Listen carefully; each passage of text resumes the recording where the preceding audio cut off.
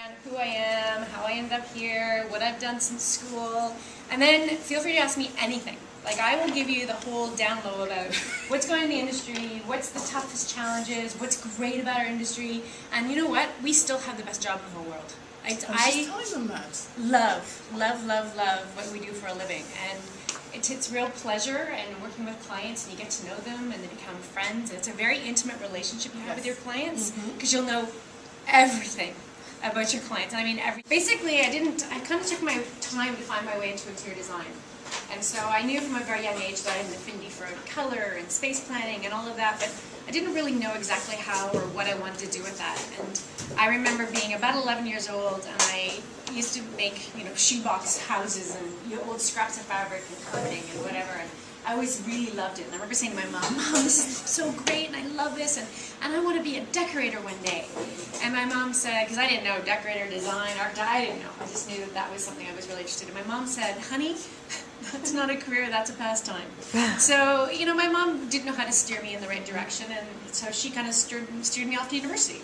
So I went off and I did a psych degree, and I came out and I worked in that field for a little while, and decided that that wasn't really where I wanted to be, and so I thought things, and I went back to school and did a commerce degree. And I thought, yeah, this way I can make some money and really get out there, and I came back to Toronto, and I ended up working in marketing for years and digital media, and that was great. It was a great experience. And then I bought my first house.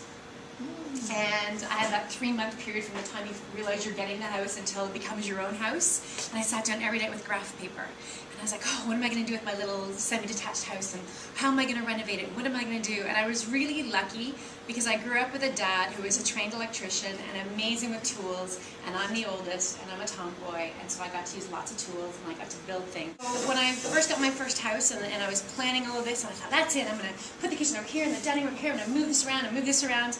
And it's so funny to look back now, the things I didn't know, So I kind of came up with this plan, and I convinced my dad, who was the greatest guy ever, that he should take holiday time with me, and that we should renovate the house, and wouldn't this be fun? So he was a good guy, and he took holiday time, and it was an old lath and plaster house, and we had masks, and we were shoveling stuff in boxes and carrying them out and driving things to the dump. And it was in some ways an awful job, but honestly on day 3 I kind of woke up and I looked around at what I had done. I'd taken down walls, and I'd opened the space up, and I looked around and thought, I love this. This is the best thing ever. Like, look what I'm creating. And you get to be really creative. And I thought, that's it, I've got to go back to school. That's it, I know it right now, I'm going back to school.